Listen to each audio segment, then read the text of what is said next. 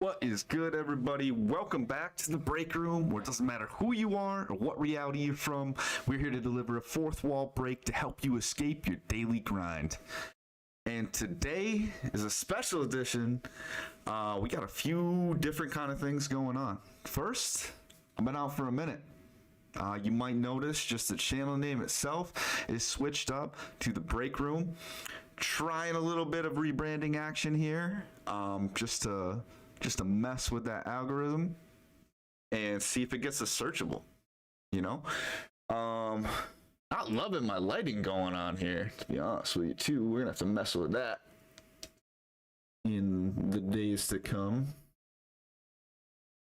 Like, you can't see what I'm doing right here, but I'm just playing with the light behind me.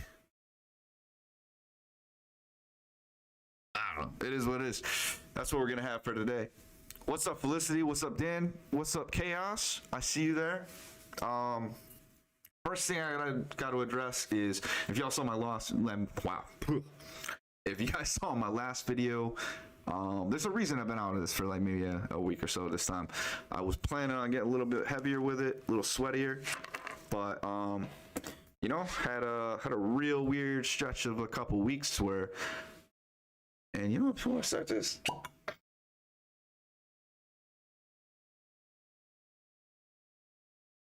Oh yeah. All right. So, and I wanted to make sure to talk about this before we start anything. Not just to explain myself, but it's a little tribute to somebody I knew. My boy Bobby Kane.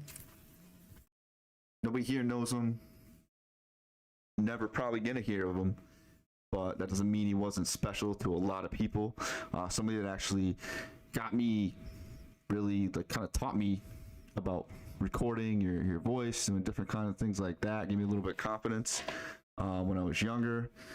And just a good, generous, well-rounded person that unfortunately was taken from us way too early.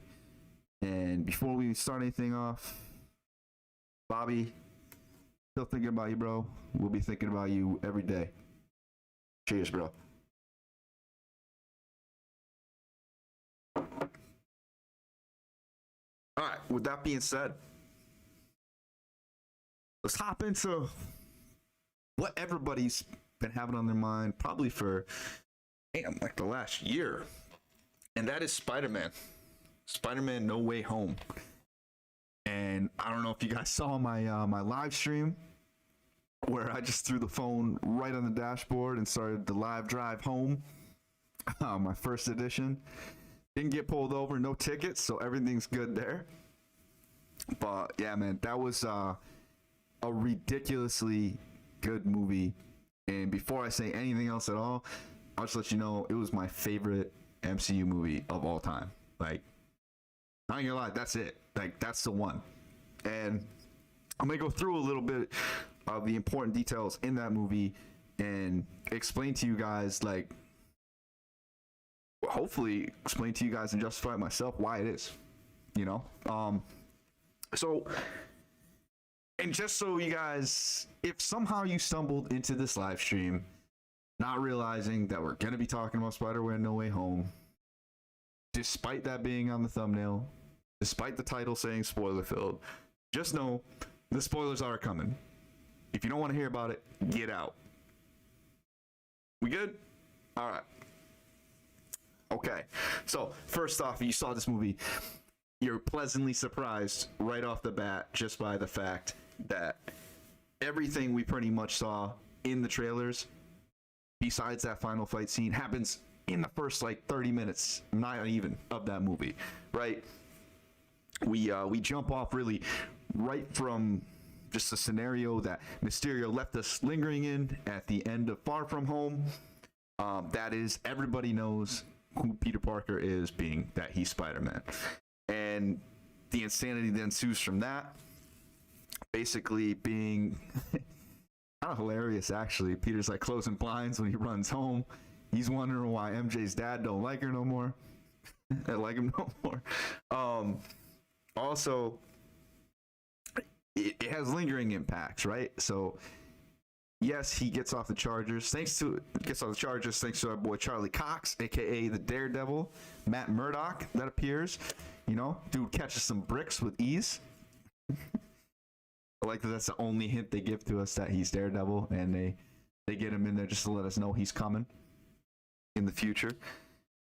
And you know, we basically we get a perfect picture painted to us of how much this has screwed up Peter's life and his friend's life and his family's life. They basically got to uproot themselves, go live with Happy, even though Aunt May isn't into hitting that anymore. We got the three of them, one by one, just find out they're not getting into MIT, which is kind of crazy to think about. One high school having three students with that high hopes of getting into MIT. Four, actually, because Flash gets in. Midtown High is like that cutting edge. That's kind of crazy, right? Yeah, poor Happy. He's not Mr. Happy in this. So, yeah, we get that, which I liked. Anyway, I'm glad they did that, and maybe this is a unique way of doing it, which we'll get to later. Why? Then we get into, which we saw in the trailers, Peter seeing the little Halloween ornaments, reminds him of Mr. Wizard, Doctor Strange. He goes to pay him a visit, gets that spell done, screws that up royally, and now we have, and let's make sure we got this correctly understood. Whatever, Felicity. We get basically the understanding that they're putting out a spell to make sure that no one can connect Peter to being Spider-Man any longer, except for Mary Jane, except for Aunt May, and basically the spell gets tied into three knots. Doctor Strange has to bottle it up, gets pissed off at Peter because he's like, you didn't even call the school yet to try to plead your case. And we get some visitors like we thought. It was a basic ass explanation. It wasn't anything crazy, right? We basically get, instead of that spell working correctly, we get some old villains of Spider-Man, and we'll find out later some Spider-Men that know of Peter Parker's true identity as Spider-Man blasting through. Except one continuity error. Electro was never aware that Spider-Man was Peter Parker. Not on screen. Didn't even know it was a white guy. But you know what? I don't care, because Jamie Foxx was amazing in this movie, and Electro was awesome in this movie. So we'll just skip past that part, all right? Every movie's got their screw ups. That was this one. All right. Now, beyond that, let's just talk about the villains we got in this movie. How long have we heard and talked about the MCU having a villain problem? How long? I'm sorry, guys. This lighting is pissing me off. I'm just gonna, let's get bigger. Does that make it better?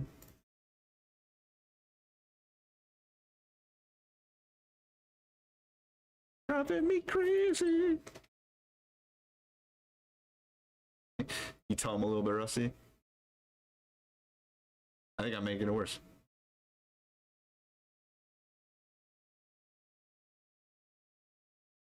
Right, we'll go with it. But anyway, yeah, the villains in this movie were ridiculous. Like I said, like, Electro probably shouldn't have been there. Well, I'm happy he was, because it was pretty sick. Doc Ock coming back through. Probably one of the better villains in Spider-Man movie history. And what's up, Tyler? Thanks for popping through too. Also, we got the Green Goblin. Some may call him the turquoise troll. No, I'm just kidding. But Willem Dafoe popping in and just destroying it, sitting in the dark drinking scotch. Should we be worried? Probably, Felicity. Probably should be worried.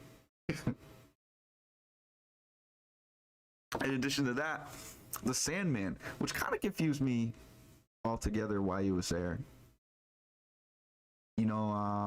I mean, just the nostalgia. He was probably a really OP villain, but was he really even a villain at the end of the day? I don't know.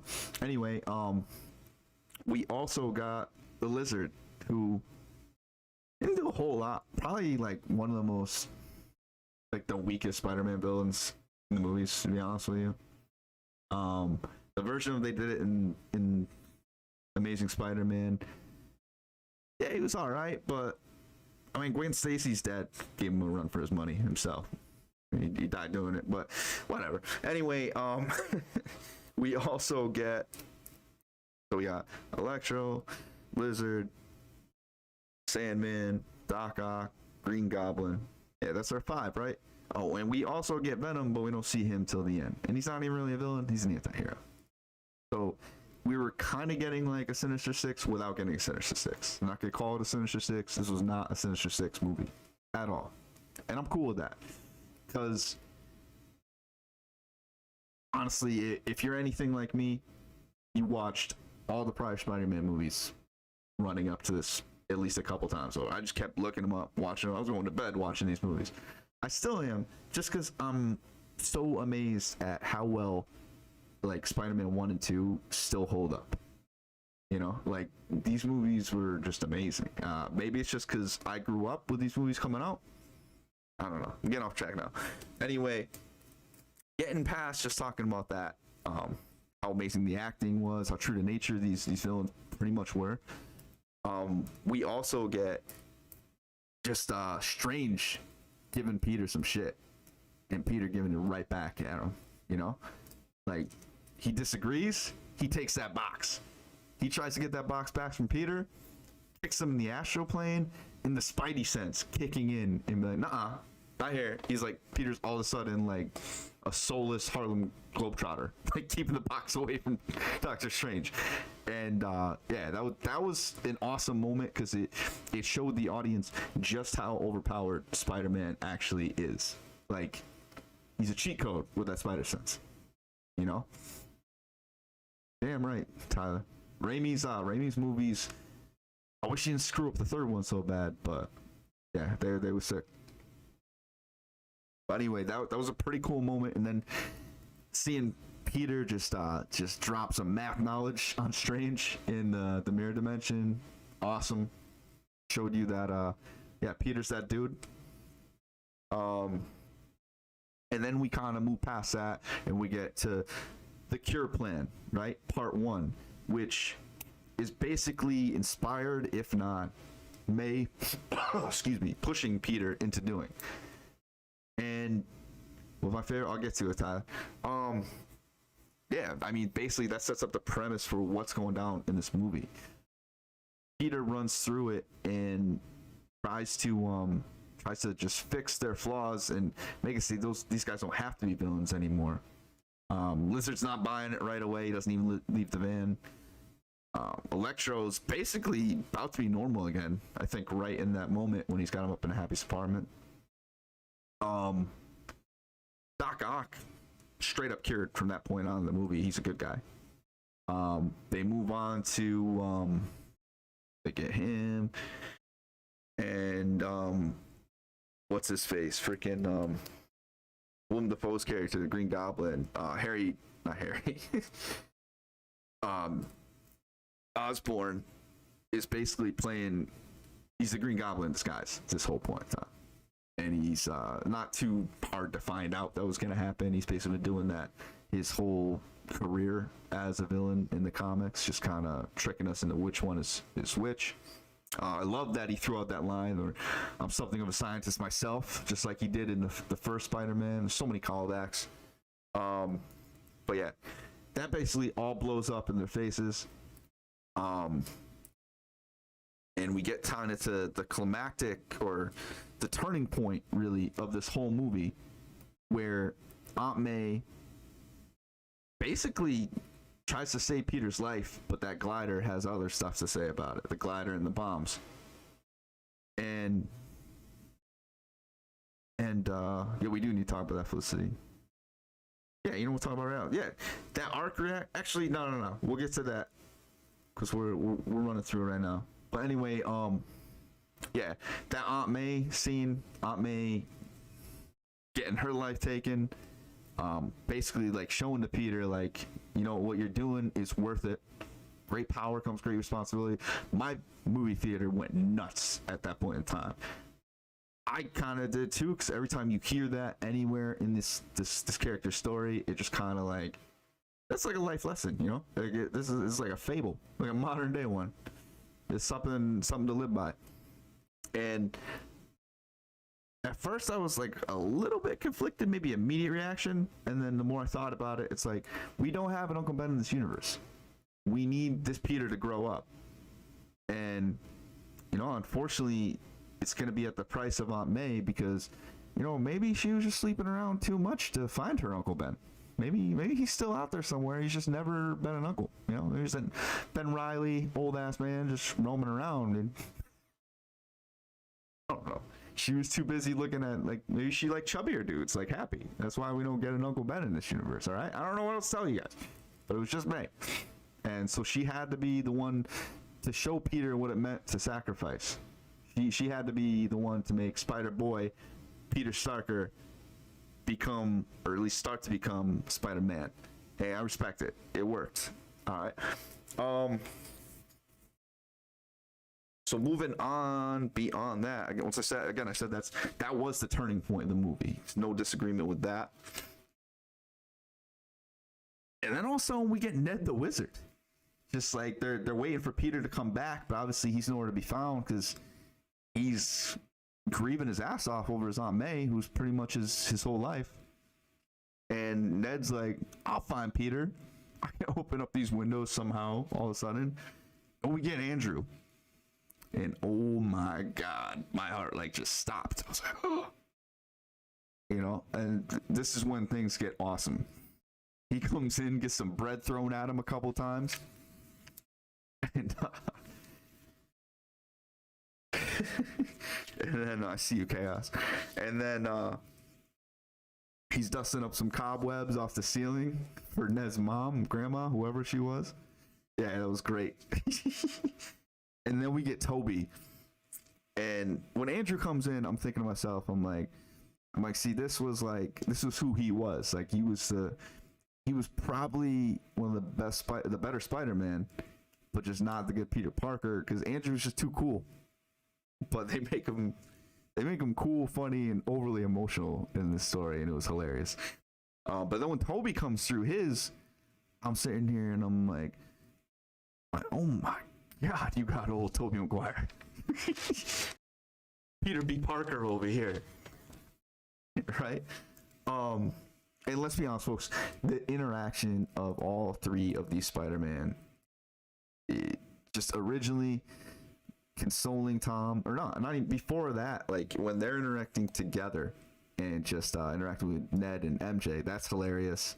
And it gave us just enough time to like start grasping, like, oh my God, this is really happening. Oh my God. Right? And they crack some jokes, and then they go find Peter or Tom. We'll just start calling them by their names now. So they go find Tom, and you know what, they sinking into him. It's like, hey man, this is kind of like the destiny of being Spider-Man. Like you're gonna lose people close to you. They explain to him how they lost their Uncle Ben, and they all know that line too, right? And then them going to work on the cure plan 2.0, and how Tobey Maguire is like, I know how to cure him. I've thought about this a long time. That was cool. It's a callback, a hell of a callback. He doesn't have to worry about his Doc Ock guy already because he's taken care of, right? And then one of the best scenes between the back-breaking thing was fucking hilarious. Oh, my back. That's all I was thinking about from the original one. But when they start talking about Toby's web shooters and how he doesn't have them, that's always been my biggest beef with Tobey Maguire Spider-Man. I mean, it wasn't the end of the world. That's my favorite. That's my Spider-Man. But when they start talking about that, like just kind of bringing the memes to life there, he's like, you guys have to make your web? That was amazing. And then they're like, does it come out anywhere else besides your wrist? Oh, this shit was too much. And then they just poke fun at Sony just for the yeah, damn. They poke fun at Sony just for giving Andrew such a lame story. You know, like he's got his, let's face it, like his villains were not as epic. This is the same studio that gave him the Rhino, that whack ass Rhino character, right? They really did. Felicity was great. I agree. Right, so we get through all of this, and then we get down to business, right? And what was amazing, weird, I'm saying that just what was amazing about that fight is just like the things we didn't think about going into it. Like, I'm thinking going into that fight, like Toby's gonna be a leader, right? Because he's the old man, right? Like he's got to be. And I'm thinking to myself, like Peter B. Parker in Into the Spider-Verse, kind of. But just when they point out the fact that Tom is really the only one of the three that has any experience whatsoever fighting as being part of a team, because they didn't even give any of these guys sidekicks in the Sony movies. Like we never got Black Cat. We never got anyone really to team up with them. They didn't get. They couldn't, for the most part. Unless they went down that Spider-Verse route. That was just that was sick. And that's what really, that's when the tide really turns and you start seeing a man Tom Holland start becoming that Spider-Man. Right? So he explains to him, like, look guys, I've done this before with other superpowered people. Just use that Spidey sense. Let's take them off one by one. Right? And that was sick. Just and to be honest with you, this whole time leading up to that, I'm thinking to myself, I'm like, what the hell is Sandman doing here? Why is he like teaming up with these? Like, he's not a bad guy. It's already been established that he's like not really a bad guy at the end of Spider-Man 3, you know? He's just trying to help his daughter. And when Toby pretty much cures him, and we see that, I'm like, okay, all right, that's cool. I'll let that go now. And you know, oh my god, that fight was like, could that possibly be the most epic fight we've had in a Marvel movie? Like those three Spider-Men fighting those four villains. Oh, excuse me. Those four villains. I think so. I mean, yeah, the Endgame fight was sick, right? But kind of expected. And we're seeing Thanos in a Chitauri army that we know was weak as fuck. We've seen them been beat before. But we're seeing something that we've never seen before. Like this kind of a team up with just Spider-Man's old and new. This would be like if they do Flashpoint right and actually had like multiple Batmans fighting together. And will that even be as cool? Just the multiple Spider-Man thing and just the chemistry these guys had together too. This was insane. And the love we have for these characters, because I've said it like earlier, I'll say it again, like Spider-Man is quite possibly the most popular superhero of all time. He's the most relatable. There's a reason why Spider-Man bursts on the scene and just blows it up. There's a reason why Sony wanted that IP from Marvel. He's a moneymaker because people love this character. He's everything people aspire to be. Right? Spider-Man, up until recently, I always thought that Captain America was my favorite character. Right? And I always had a soft spot for Iron Man too. And in addition to that, I love my dude Deadpool because he talks so much shit. Well, like, guess what, folks? Spider-Man is a combination of all three of those characters. He's got the shit-talking skills of Deadpool, just not as weird. He's got the smarts and the capability to eventually become like just as wealthy and established as Tony Stark in any universe. Just through technology and intellect.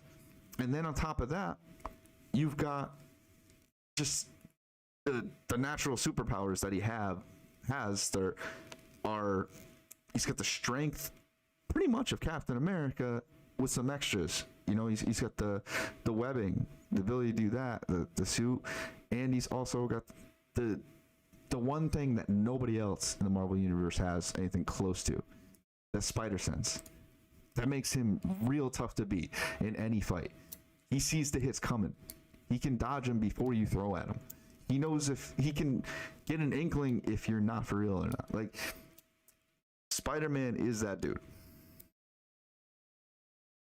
And, you know, so obviously we get through this fight. We cure who we could cure, which is pretty much everybody.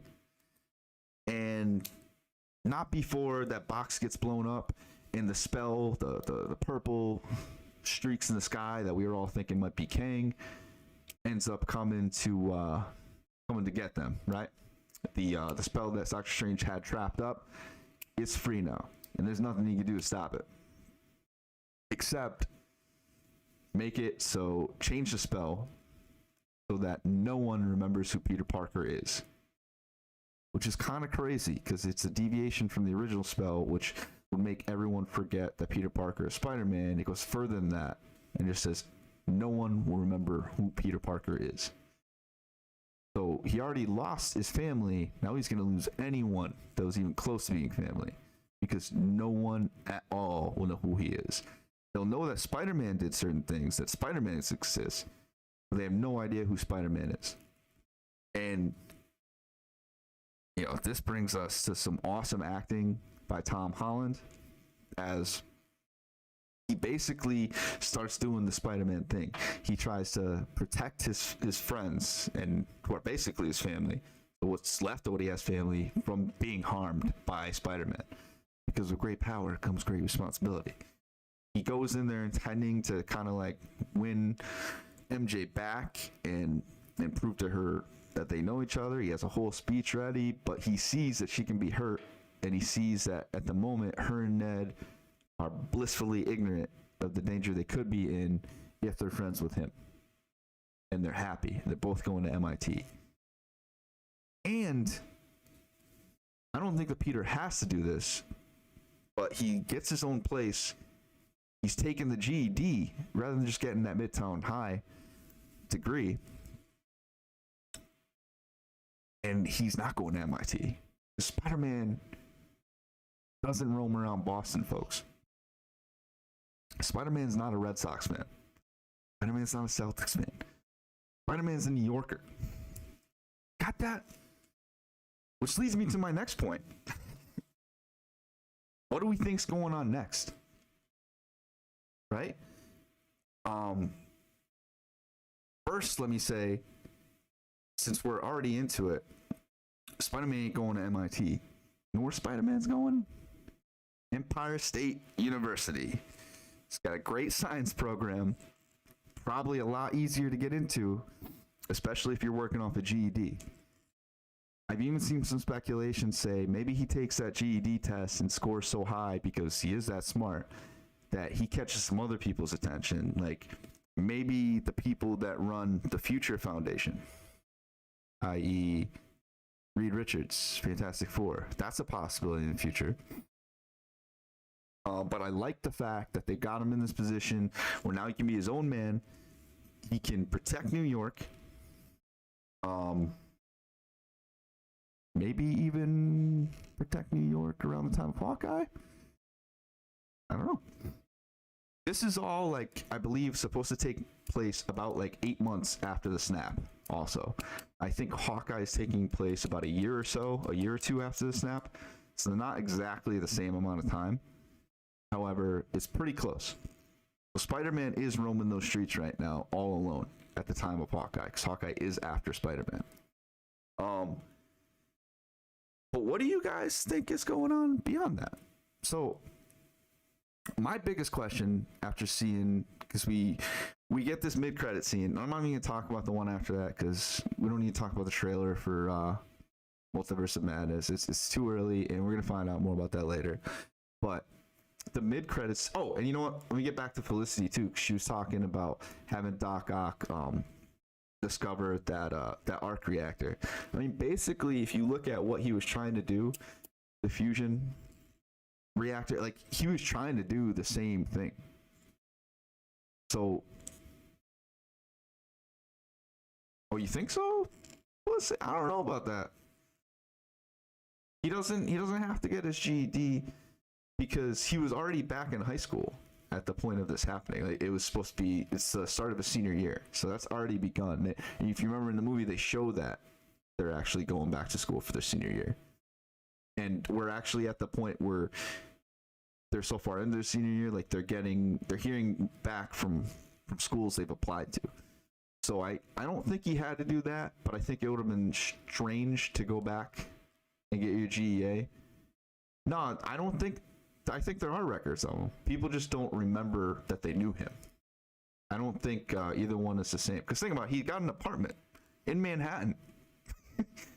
That's rough sailing right there. I don't know how they never really explained that to anybody. He's got paperwork. He probably could have went back to school. I think what he's trying to do though is just protect his friends. You know? Yeah, that's the other thing too. Maybe like I think the paperwork is there. It was too big. It's a huge apartment. I think the paperwork probably there for his school, but if his teachers don't remember knowing him, that's gonna be rough. You know, so he might as well just get the GED. Because if you're applying to colleges, normally all recollection. No, they don't say that, KS. They say that no one that knows him. Yeah, okay. I'll go with that. It's like I don't know. It's that's the gray area, I guess, is all that stuff. But what I'm thinking about now is after that mid-credit scene, right? So we got Venom just in the universe only to leave a portion of himself, basically. Which, all right, he's in Mexico. That symbiote, so he's gonna just travel to Peter Parker somehow, I guess, because it doesn't look like Peter's leaving New York City anytime soon. He's gonna be pretty broke, right? What are we getting now? Because you know that Sony wants Peter to fight Eddie Brock. So I'm wondering, is there a version of Eddie Brock in our universe that is also Tom Hardy? Is it gonna be a different person? It gives us the capability to make this happen. It'd be a different origin of how he gets the symbiote, sure. I hope they do something like that. I don't know. I don't know why they took him back. I hope they had a good reason and they know what's up. I don't know. How are we gonna get an Agent Venom though with that weak ass Flash Thompson? Like that disturbs me a little bit too. I do not want that actor playing Flash Thompson to be Agent. I think that actor, I don't know. I don't see him as an action hero. Like I get they're trying to do like different things culturally, but that version of Flash Thompson was just stupid. Like, it wasn't. You made Flash Thompson just like a rich kid. He was a bully. I don't care what, like, how you make him ethnicity wise in that role, but like, put someone there that's a bully like Flash Thompson. You know? I don't know, man. It would be way down the road if they did Agent Venom too. Who knows if they even go that route. That could be something that they do on the Sony side too. It would have to be. I'm just wondering how we're ever gonna get Venom or how they're gonna do this now, because it's clear they want to do that. I think the disputes they had over contract, I think it was clearly connected between Venom and Spider-Man. I think they wanted Venom in the MCU too. Maybe they're just going to do a different version. I don't know. I'm a little bit concerned about that. Part of me was actually, like, I'm seeing different routes we can go with Spider-Man now, right? Because he's his own man. He's got a blank canvas. The thing that really concerns me is at first, before I read some news, was like, all right, is this a way to just kind of clear him out of the MCU? Hope not. We do know now, though, that Tom Holland has a contract to do one more Spider-Man film, and they're already working on Spider-Man 4. So they're either doing that or he's going to appear somewhere else more important. Could it be Secret Wars? Could it happen a lot sooner than we're thinking? Is he going to take some breaks in between some movies because they're doing a whole bunch of different things now? I think it's definitely a possibility. And I mean, next year we're getting now you're talking where I was going to go next, Daniel Fisher. But what Tom Holland's probably doing a bunch of other projects. They're doing a bunch of cosmos projects that Tom Holland doesn't necessarily need to be in. Secret Invasion's going to come out soon. You know, we can do other things that tie into Secret Wars sooner, maybe in the next couple of years. That'd be crazy. Black Cat, though, that could be like a sub story, and a team up maybe in a new Spider-Man movie. Maybe she gets involved helping him against Venom. But here's the thing about Black Cat. Where did her origins come from in the comics? And if we're not talking comics, where did her origins come from just in the 90s Spider-Man cartoon? Any takers? Anybody? Anybody in the chat know where her origins, like how she gets powered up? Ooh, that was too loud, sorry. Anybody? I'll take a drink. Let's see if I see it in the chat.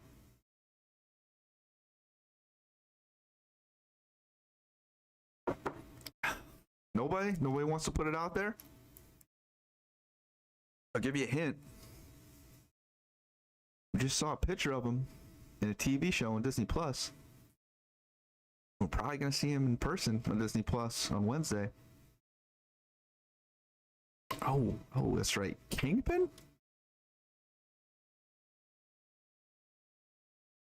Kingpin? Sony's already showed interest in wanting to do a Black Cat.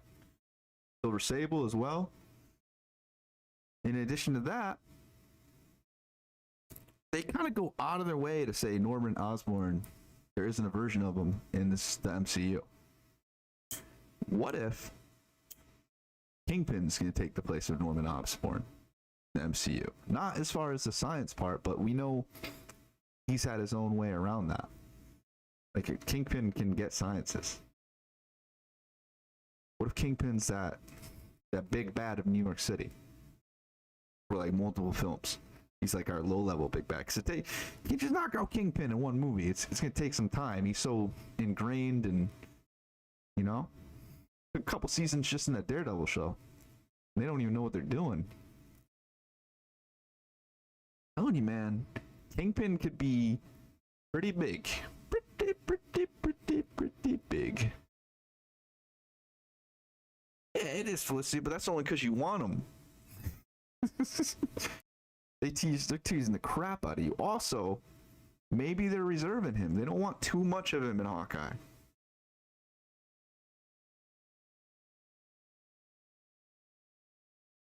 But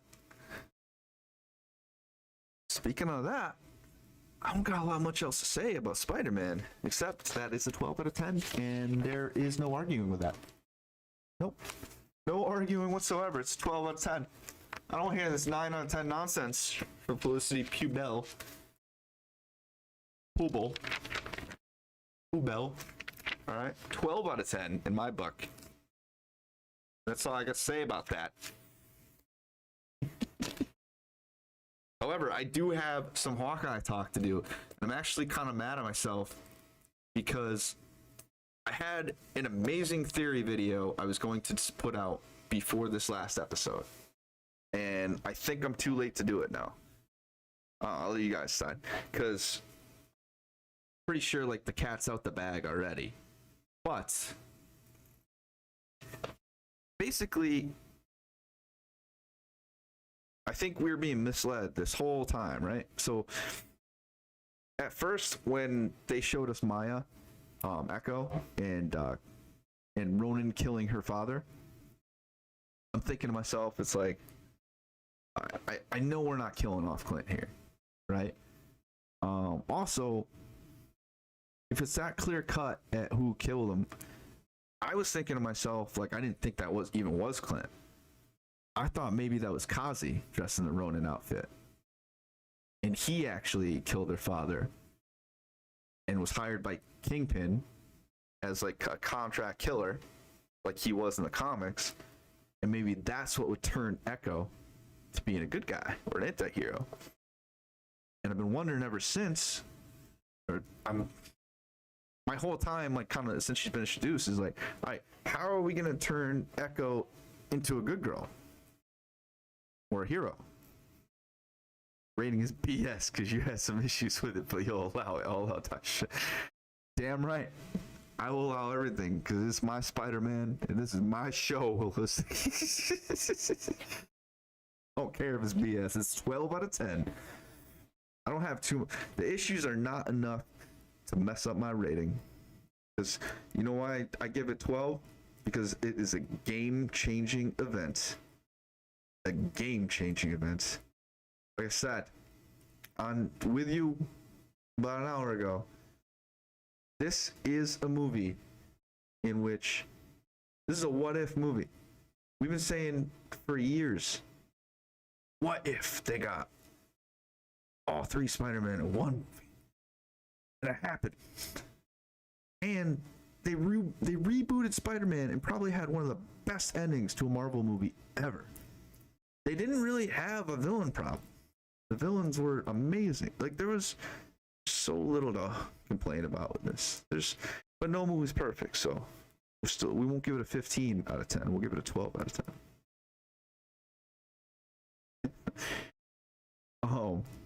But yeah, but Echo in the comics, she's adopted by Kingpin and finds out that Kingpin essentially had her father killed, which we're getting a variation of that here. And it's pretty clear that Kazi has something to do with it. My original thought was he was dressed up as a Ronin and did it, but Clint pretty much told us that that's his fundamental. He pretty much told us that he did it. He was a weapon. So thinking Kazi is the informant. Kingpin wanted her father dead. We're going to find out probably a little bit more about it in the next episode. And yeah, that's how that's going to go. Also, though, we've got questions about good old Clint's wife, because we've had questions about this watch found at the Avengers compound this whole time. I'm not sure if you guys are aware or not. Been this crazy watch that everybody wants to get their hands on, and pretty sure it belonged to Clint's wife. And the way Clint's wife is talking, it seems like she's got a lot more to do with the spy business than we ever imagined. You know, maybe she was in some kind of witness protection this whole time. Or not witness, yeah, maybe witness protection just for involvement she had in her past dealings. You know, and when she was a younger agent. Maybe that's why they've been in Iowa Farm for so long. Who knows? Who knows? Sounds like she was a pretty good spy. Even though she basically got caught out since she's hiding on a farm. I don't know. I hate this lighting. I gotta fix this. So irritated.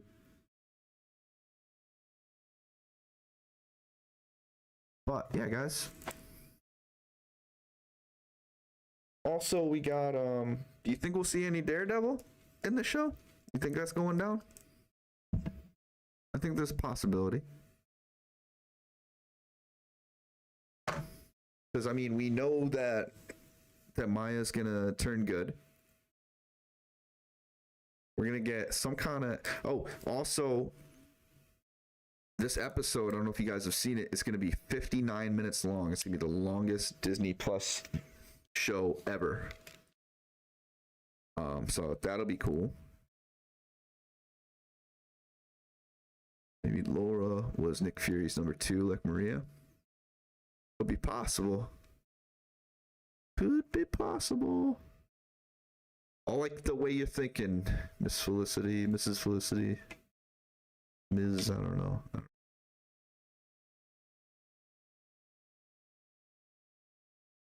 Hey, some professional lighting for Christmas, huh?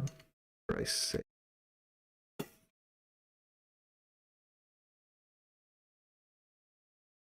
Finally fixed the audio problems for the most part, and now my lighting's crapola.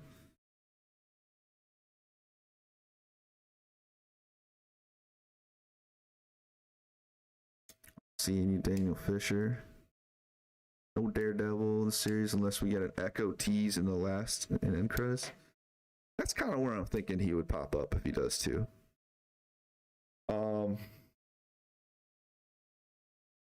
I really want to see Kazi go full clown though. I don't know if we're gonna get that though. Mrs. Pubel. Is it Pubel or Pubel?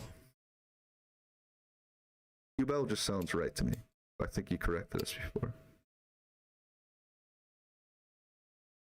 Yeah, man. We got some crazy stuff going on. Oh, we didn't even talk about the fact that it is Pubel. Man, all right. I'm always wrong.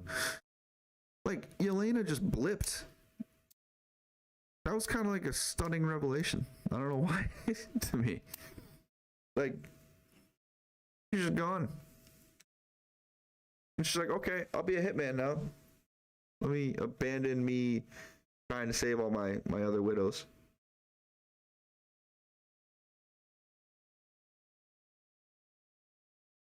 Yeah. That's kind of where we're at, Marvel these days. I definitely need to go see Spider-Man again. And maybe again after that. It was just that good. And yeah. That's kind of where I'm at, guys. Is everybody satisfied with their Spider-Man viewing experience? Get some numbers in the chat. I want to see rankings. Put them in there. Well, I know where Felicity's at, right? She said 9 out of 10.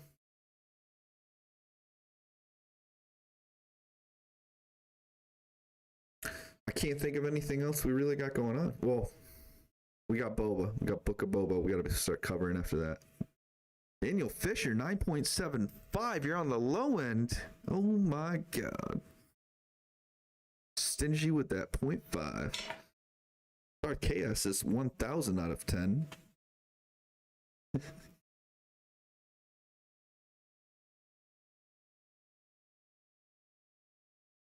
Yeah. It honestly just feels so good to finally have watched that movie. Like, the anticipation was killing me. I wanted to go see it Thursday night, and like, I'm working in IT, and every call I was on Thursday before that movie, I was somehow working Spider-Man into the conversation. It was ridiculous. Absolutely ridiculous. As if they didn't think I was a nerd already. Like, nah, screw it. We're gonna talk about some Spider-Man today. Oh, your keyboard's not working? How about that Spider-Man movie?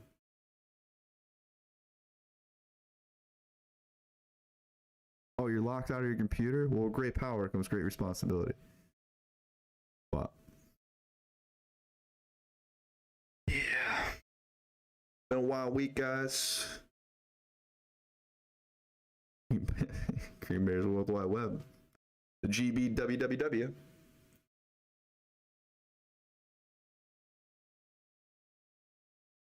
So I'm probably gonna get off here in a few and watch some football. I don't even know who's playing tonight. Football just got lame this week for me because not the one with Jared, but my money fantasy football league. I missed the playoffs by one freaking game. That sucked. My Bears are terrible, and they don't play till Monday night on top of it. It's been pretty rough. Rough year for sports. But I'll still be watching. So I'm just going to slurp down the scotch real quick.